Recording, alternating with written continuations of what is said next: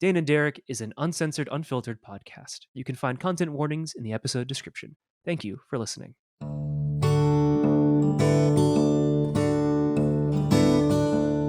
Hello, everybody. Welcome back to Dane and Derek.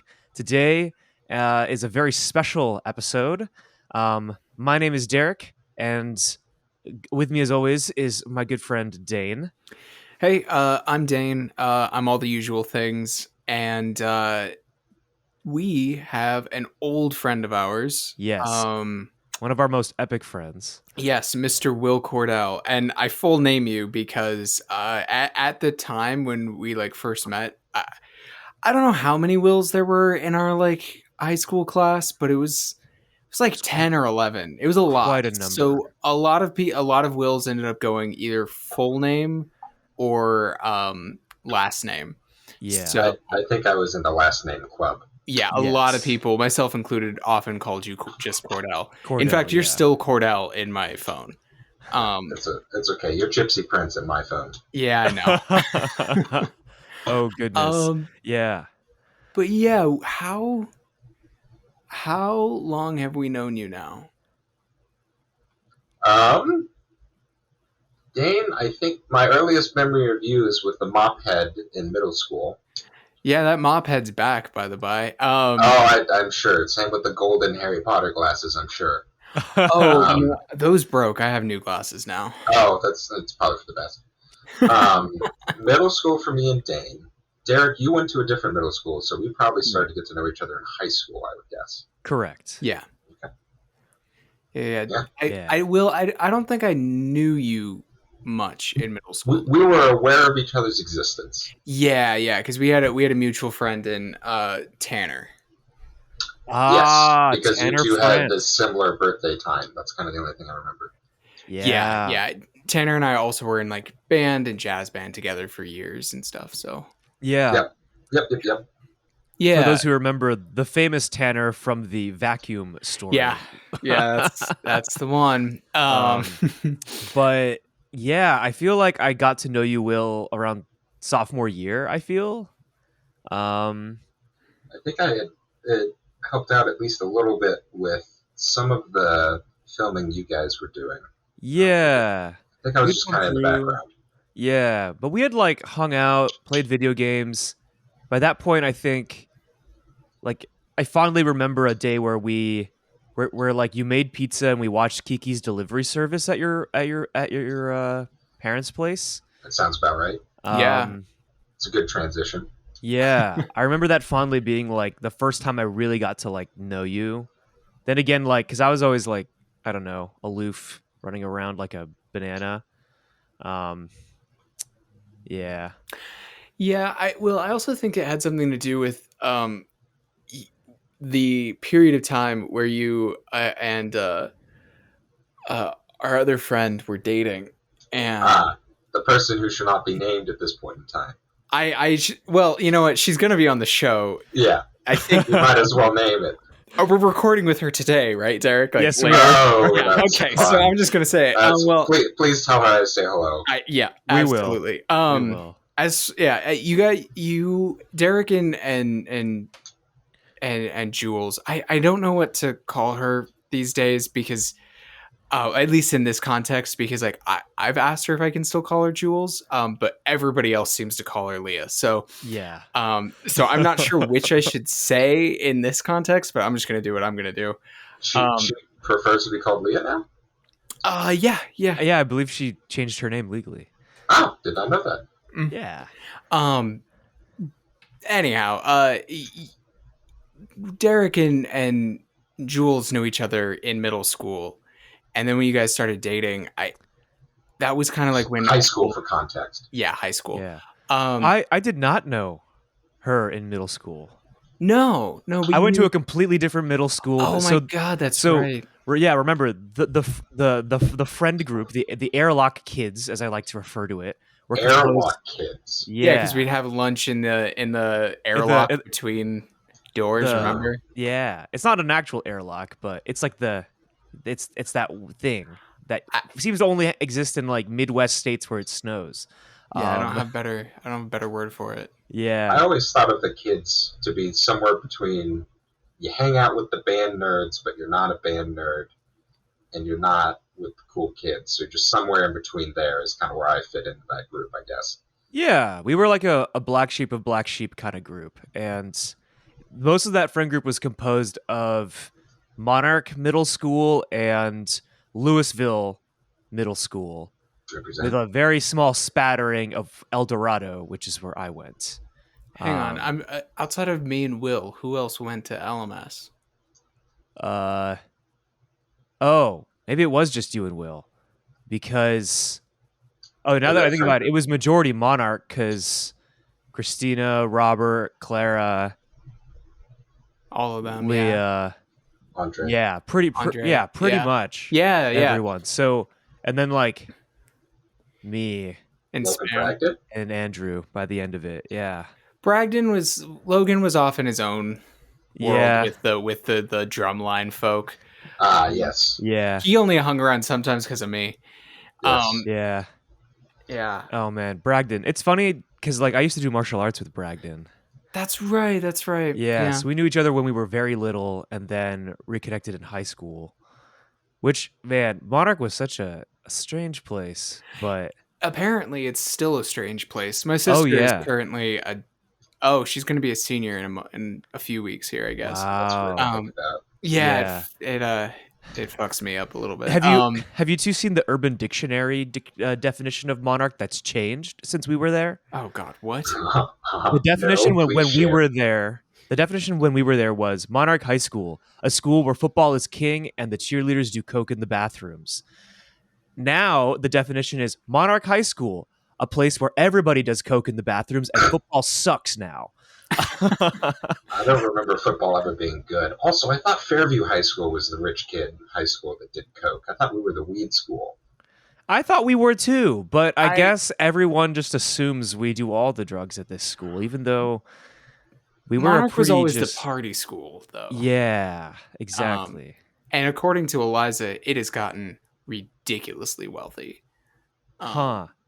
Wow. Like Tesla's in the junior lot.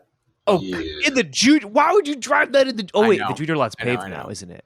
No, I couldn't tell you actually, but I think they've paved it. Ugh, maybe I don't know, but ripsicles. yeah, I don't know. See, it's weird. I think I had an above average time in high school, like just as far as like quality. Like, Will, What's I the think average, Dane? Please describe the baseline high school experience for us so we know how you had a slightly better time. a bad fucking time. Okay, there you go. Yeah. I did not have a terrible time, and I will qualify this as yes, I did in fact have cancer and go through chemotherapy in high school. And I think a lot of that actually had to do with just like I just had some really really good friends in high school. Like you guys, for fuck's sake, we're in our late 20s now, and we're talking on a early morning. Yep. Yeah. And so I don't know, like that is a lot of it, but like my actual memories of like the school itself are awful. Like I'm like that building sucked. I think there was like a handful of like 5 or 6 teachers that I came away with from being like, yeah, they were pretty good. Miss Raymond. Yeah. Yeah. Maybe 7. It was like all of my jazz teachers, one PE teacher, a couple science teachers, and Makeley. Yeah, that was about it. Man. But yeah, it was like weird, right? Like, Yeah. I don't know.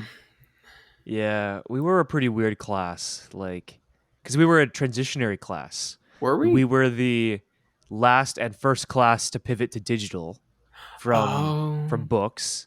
Because senior year, we had to use computers. that's right. For school. We were also like one of the I think we were one of the last years that we played in 4A before we upgraded to 5A, but then we went back down to 4A, so that doesn't really matter. We were, I think, one of the biggest graduating classes. Were we? I See, think I don't. so. I don't also don't have good memories of high school. Apparently, like my actual memories. I only remember these things because I did yearbook senior year. Right. Um, Yeah, and like I remember everyone being like, "Who are these people that are in the yearbook?" And it's just People that Derek knows. Yep. They're like, "Derek, why are you taking photographs of these kids in this like what are these lunch photos?" And I was like, "This is interesting. This is real Monarch students." No, it really wasn't. Uh, Will, what was your high school yeah. experience like? Because for Derek and I had a relatively similar one where we did a lot of film festival Answer. stuff, and I mean, Like, hope not. that was a unique for me. That was a Yeah, that me was thing. Okay, all right. Okay? I didn't want anyone In terms of stepping not on that, my okay. space. All right. Yeah. Yeah, because like you were a science kid. You did a lot of AP courses more than I did. Like He's still a science kid. You're still a science kid. You're a science man, a science god. Say he's science young adult. Science, science YA novel. So tell us about high school as a science kid. I mean, for me at least, I really did enjoy high school from sort of an academic perspective, but only with particular classes. So I think Mr. Walker, which you both remember, as a large jowled man who would only say, "Don't do drugs, kids," which obviously didn't work at Monarch. He had a course that was Introduction to Biotechnology. And I would say that is single-handedly the course that has like defined me finding research opportunities outside of high school at National Institute of Standards and Technology, and what has led me to go on to my PhD now. So that is great. Socially, absolutely fucking hell, but that is how high school works. Yeah. That's fair. Yeah. Totally fair. I'm glad like we all had at least like one or a handful of teachers and classes that I think influenced us and really I think gave us a safe space because I mean like it's real hit or miss, like, you know.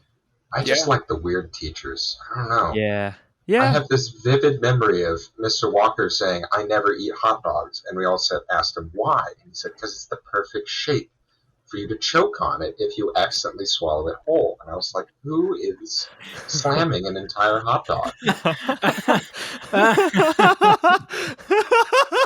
Why?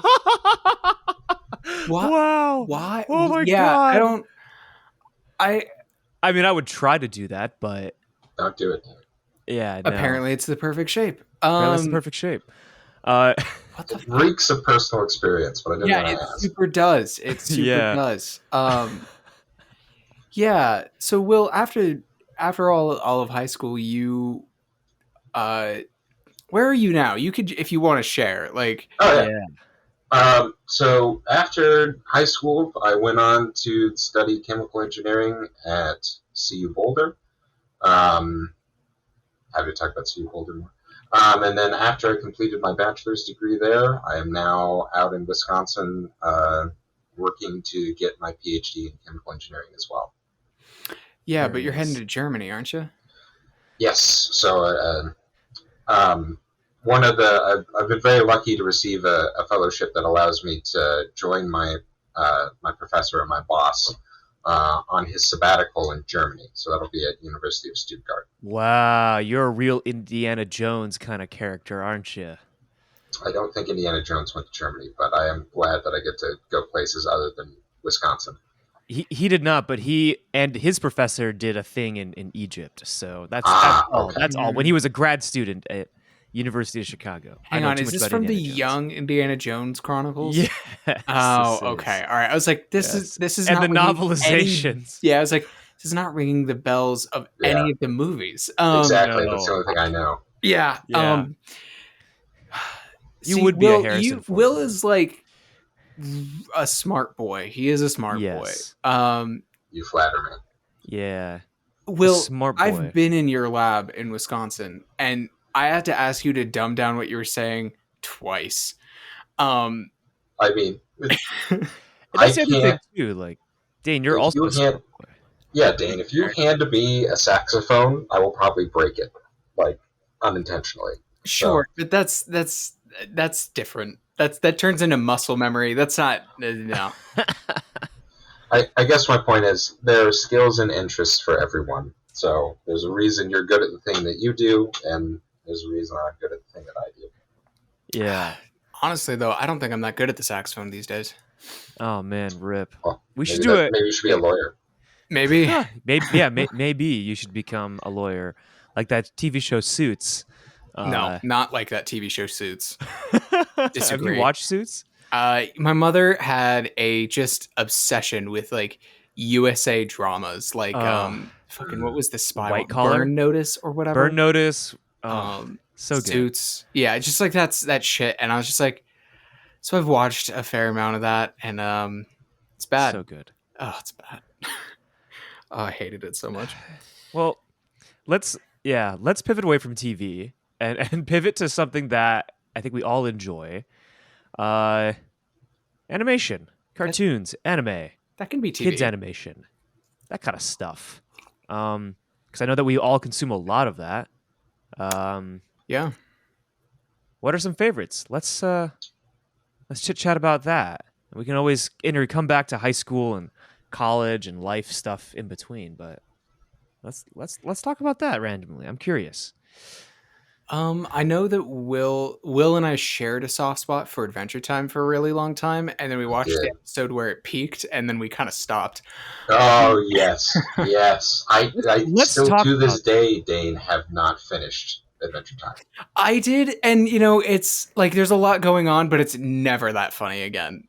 Yeah. It becomes very interesting in an odd way, and like really sad. But I'm like, this is never going to be that funny ever again. So Derek, as you request, what the peak joke was for anyone who's not aware of Adventure Time, it is a story about Finn the human and Jake the magical dog going on what is effectively a D&D adventure every single episode. Yeah. And there's one character, Princess Bubblegum, who Finn is in love with for at least the first couple seasons, and slowly has to come to terms with the fact that she has absolutely no feelings for him whatsoever, at least at the time. And there's so this is like same constant no feelings whatsoever for like 3 or 4 seasons in a row. Is that right, Dane? Yeah. And like Finn gets over it and stuff. It's and he's over it. But then there's one episode where a new character comes in who is effectively just Finn in a nutshell, a man who really wants to go on adventures and is in love with Princess Bubblegum, and declares his love for Princess Bubblegum to Finn, and he just kind of like stops what he's doing, looks him in the eyes, and said, "Man, that road leads nowhere." And Dan and I just locked eyes and just could not stop laughing. That's incredible! Wow. Yeah, it was really good. And then like we kept watching. Like I don't think we realized that it had peaked until like half a season later, where we were like, "Hang on, are we done? Is this done?" Yeah. And then, because I think it was around the transition where the show made a change from sort of an episodic format to a little bit more continuation, which is fine. It's just a different kind of show. Yeah, totally. Yeah, because that would have been right at the end of that time period where shows were episodic. Well, yeah, it's the moment that Flame Princess comes in, the new love interest. Yeah. I've only seen like the first 8 episodes of Adventure Time. You should watch it. You'd like it. It's good D&D fuel for sure. Yeah, I've been slowly getting through it. I've been dual wielding that and Steven Universe at the moment. I never got into Steven Universe. I super did. I'm much farther in Steven Universe than I am Adventure Time. Steven Universe did what Adventure Time did in the latter half from the jump, so it never felt like it was changing. Yeah. And Gotcha. Steven Universe has a bunch of like mystery elements that are deeply character focused, as opposed to like a lot of the mystery in Adventure Time is not based around any of the characters. It's like it's the environment. Yeah, it's like what the fuck happened here is the long and short of it. And And so I think Steven Universe hooks in a different way. Um, but the weird freedom in Adventure Time is off the walls and kind of the magic of it in some cases, I think. Yeah. Um, yeah, but there's that whole era, the Adventure Time. I would call it like the Adventure Time era I, of like Cartoon Network animated shows, you know? I would Yeah. say that it kind of transitioned in a time where me as like a consumer of media also is transitioning in like what I wanted.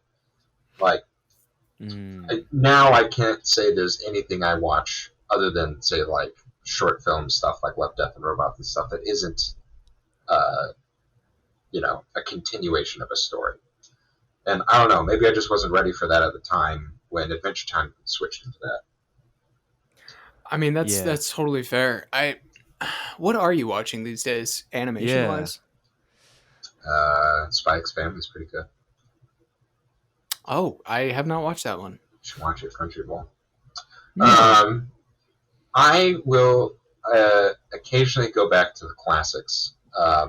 What I refer to as like the golden age of the 1990s anime, Cowboy Bebop, Samurai Champloo, that kind of stuff. Yeah. Yeah. Very nice. I've No, been that's rewatching solid. Samurai Champloo. It's so Um, good. It yeah. is really good. It's really It fucking good. it makes me so sad that I just couldn't vibe with Space Dandy after watching all of those. Really? Huh. You like Space Dandy, Dane? Eh.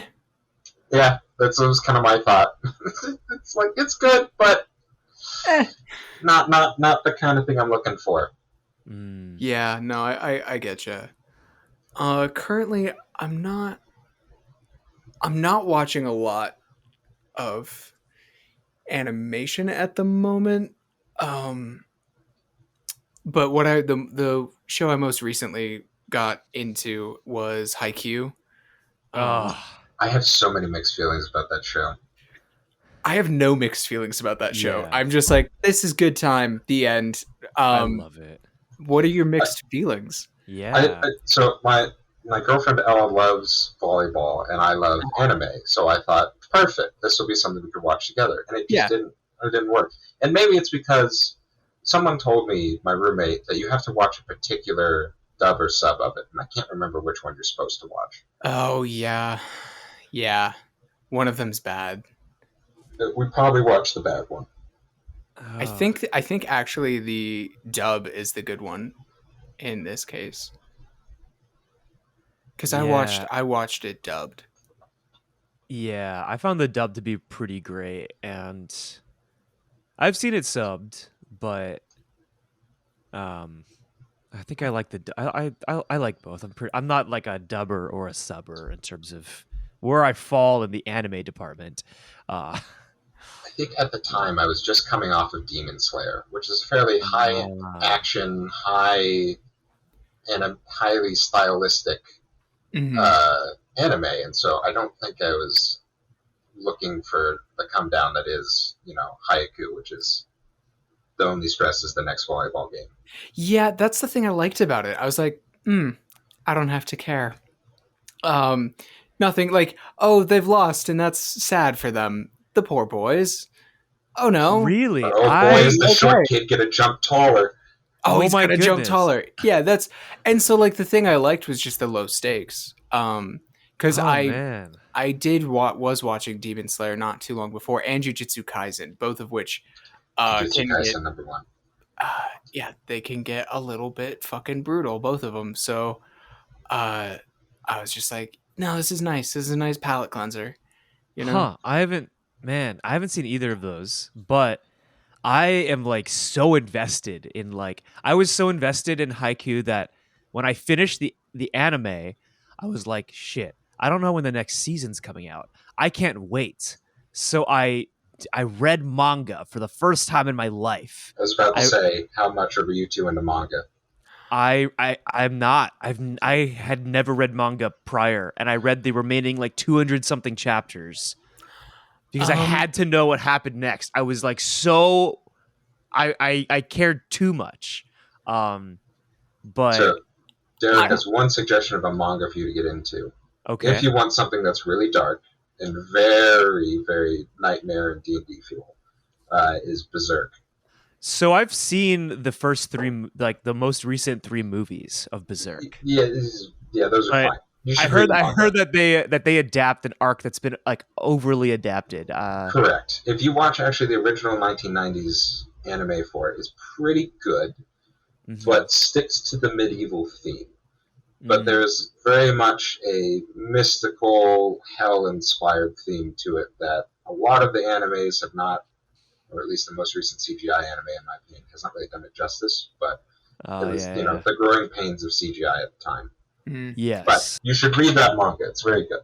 Okay. Yeah, Berserk is a big influence on Dark and Demon Souls, Oh yes, and you can Elden. see it in Elden Ring. You can literally see it. Yeah, Blythe fucking Christ, it's Yep. amazing. Mm-hmm. But see, I really like manga. When I have a lot of it. Oh yeah, you have to burst it. Well, when I'm following it week to week, I get very frustrated I do because too. it's so cliffhangery. That's how One Piece has been for me for the past like month. If you guys have been keeping up with that. No. No. I cannot do One Piece. It's too much. It's too much.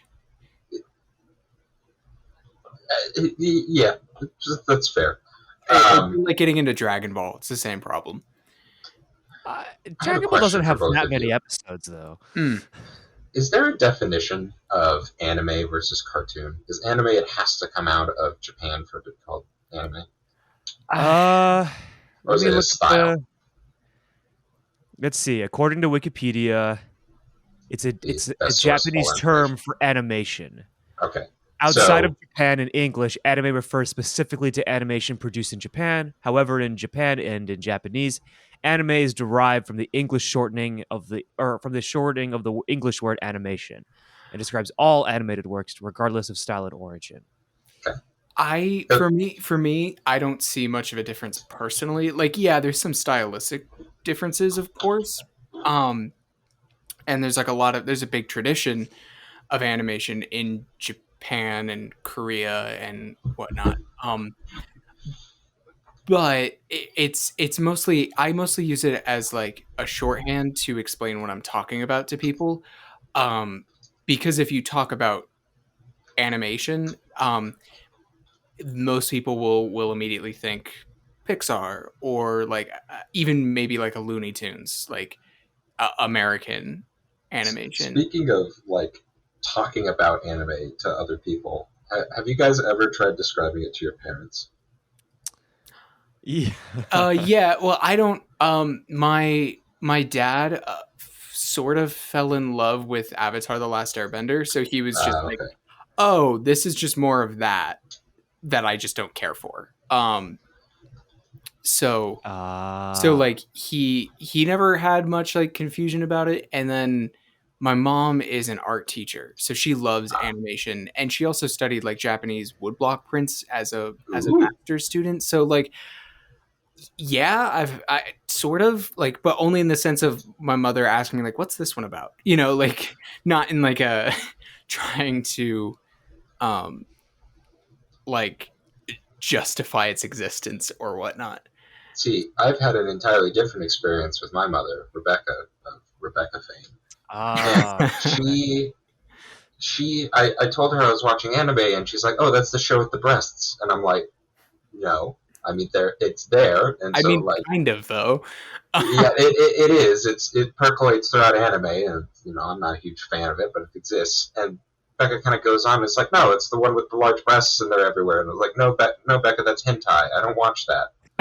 And then now she says, like, that's the thing she's remembered, and she's like, well, are you watching the hentai stuff? I'm like, no, Becca, I'm not watching hentai. Stop asking. Oh my god, that's. Oh my goodness! Wow. We have three very different experiences with talking to our parents about anime, because all my parents seem to remember is like, oh, that's the one where they scream really loud. Because that's Goku. It's the constipation show, squatting and screaming. Yep. Yeah, because my cousins were big Dragon Ball Z fans, and that's how I got into anime. And they were like, why are they screaming so much? You don't understand, Mom. He has to go Super Saiyan. You don't understand. Mom, you don't understand. If Goku can't go Super Saiyan, he can't save the Earth. Fun overlap, Derek. The voice actor for Goku is the same one who voiced the main character in Berserk in the first 1990s anime. Oh, wow. So that'll encourage you to watch it. Good to know. I've actually been on a Dragon Ball kick also as of late. I have never been on a Dragon Ball kick. I've been rewatching a ton of like the original Dragon Ball and just like clips from the various iterations that have come after. Yeah. I have only my only major experience with Dragon Ball Z. Oh, I know exactly where this is going. Yeah, it's through the YouTube yes version. Team 4-Star? Yeah. Team 4-Star. And it's I don't know if this happens to you guys, but like some pieces of media just kind of like lodge their place in my heart as like, oh yeah, when I watch this, I just feel a little bit better. Like it's just super, and weirdly Abridged has landed there for me. I'm sure it's a combination of timing with Logan introducing it to me in the middle of high school and whatnot. But I've been like, with like some shit that happened, like I said, I had to go to Florida kind of unexpectedly. I kind of fell back into it in like the last 2 weeks, and like rewatched a good chunk of it, and I was like, this is so dumb, and also just a little bit better than it has any right to be. Like, oh yeah, like some of like, especially near the end, like sometimes their writing was just very on point, and I was like, also, holy shit, did that anime stretch out some things? Like, oh my god. See, I feel like one of the things that I loved and that I'd probably still revisit is the Cell games. So that kind of like combined animation where Cell is fighting every other anime character. Yeah. That one's really good. And the one that didn't age well in some ways, but I still enjoy is Alucard and Housing Abridged. Yeah. Like some of it is good, but like some of the earlier ones is like, this is tasteless. Yeah, early 2000s humor. Not great. You guys definitely showed me Helsing Abridged. yeah. That one's that one didn't age well. No. I do have fond memories of us watching Dragon Ball Abridged together, and Attack on Titan Abridged, Helsing Abridged, Yu-Gi-Oh! Abridged. I don't remember that one. I have some fond memories. But man.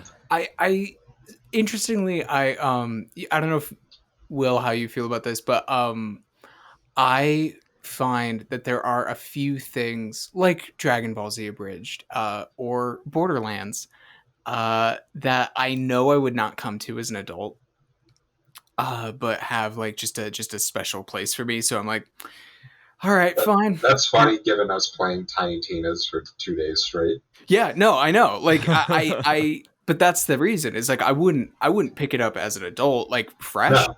No. But like whenever the next Borderlands comes out, Will, I'm buying it, and you're coming over, and that's just how life is going to be. That's been true. Even us living in different states has not stopped that. Yeah, and so like it's so funny because like most of the time I just like I cringe, but I'm like, but this is good for my heart somehow, and I'm like, what the fuck, you know? We need to do that with the new God of War too. Yeah, that one I feel less bad about. Less bad about? Okay. Yeah. You don't want to complain about the tiny text on the screen? Oh, I mean, as a game, it might. I don't know if it's better or worse, but from a mechanical, that text was so small. It was so high resolution. Yeah. Oh, was it like a scaling issue with it being 4K or some shit? Maybe. I think so. All I know is that we had to stand up and get like 2 feet from the TV to read if we wanted to level anything up. It was definitely one of the most useless parts of that game, and I think would have been better without it. Oh yeah, there was no need for that game to have a leveling system. Yeah, it just would have been better without it. Oh yeah, interesting. That's so funny that it does, huh? I mean, it's the pressures of the industry. We'll see what they do with the next one. Yeah, I'm sure they'll keep it. Man, I haven't played any God of War games. Should I play the originals or should I just play the new ones? Uh, Um, Originals if you like violent hack and slash games. New ones if you want to hear someone say "boy" a lot. I think that the new one is Boy, is Dane, you maybe have to give us your best boy now. boy. Um, Pretty good. It's pretty good. That's pretty good. I think the newest one, the one that hasn't come out yet, I can't speak to, but the 2016 one, I think it was. yeah, Or yeah. might be Doom. I think that one is worth playing. I think the original God of War, if you can find a way to play it, might be worth playing. Mm. God of War 2 and 3, I would steer clear from.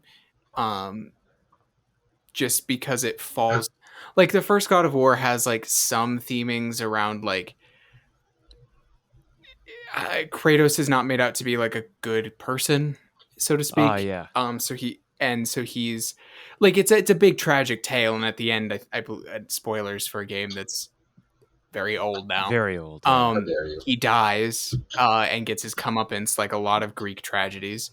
And then he's resurrected in the second one and the third one, and then it's just gratuitous violence throughout. And then like the 2016 one is kind of an exploration of that. Like it's definitely an exploration of a person who seriously regrets their past and is attempting to not pass on that toxicity to his son and Mhm. But doesn't do it. but yeah, it basically does anyway. Rip. Yeah, so like I don't know how like it's odd, right? Like it's kind of like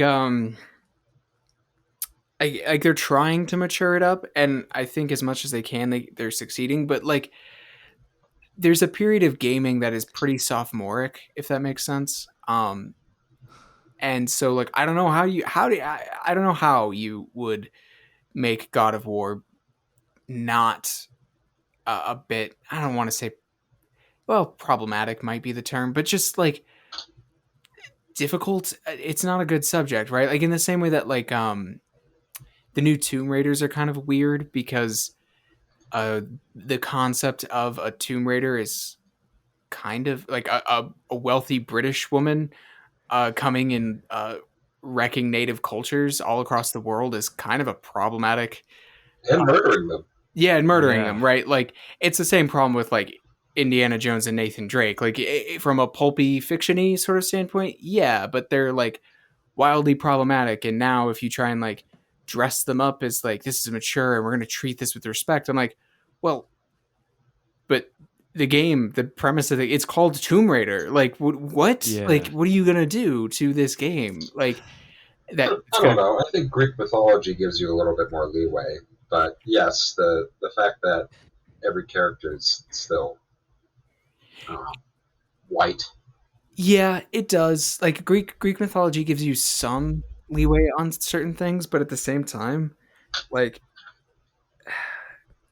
a lot of Greek mythology is pretty awful, and you know a lot of it is also just like straight up like moral warnings, and then you make it a power fantasy, and I'm just like I don't know how I don't know Yeah. how that works, you know?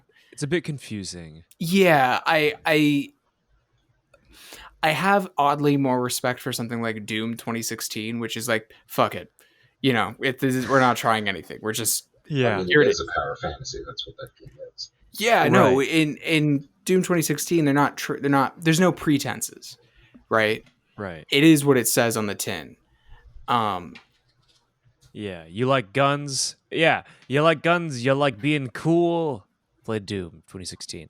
Same with Right. like Borderlands 3. I remember there was like, you want guns? Lots of guns? Guns with legs? That was in the trailer. yeah And they just really Yeah. advertised the guns with legs, which was the guns with legs cool? Did you two get that item when you played Borderlands 3? Yeah, it was just one of the wacky gimmicks within the game. It wasn't something that made or break your character, but it was an Oh. interesting thing. It was I th- perfectly passable. yeah, I think Will used them sometimes. Okay. They were the Teodor guns that you Right. throw them down, they'd run after your enemy, and then they'd explode. Very funny Right. the first time. Kind of turns everything into a clusterfuck afterwards. Yeah, I remember you used them. I didn't use that brand of gun. Gotcha. So yeah. Man, Mm. the only Borderlands game I've played is Borderlands 2. So you played the best one. Yeah, that's Yes. you did good, kid. Unquestionably Yeah. the best one. I've done it twice. I did a run with Sam Cast and Harry uh Abel. And then I did a run with my college roommate Evan Phillips. I think Dane and I beat that game probably 3 times. I think it was 3 times, yeah. I Yeah. wish the gunplay in 3 was in a game for 2, because that's the improvement that happened, but then everything else went to shit. Not even Pro ZD's voice can make it good. I think the characters were good, but I never played. I only got a chance to play one of the Borderlands 3 characters. Ah, I just didn't have any interest in replaying the game.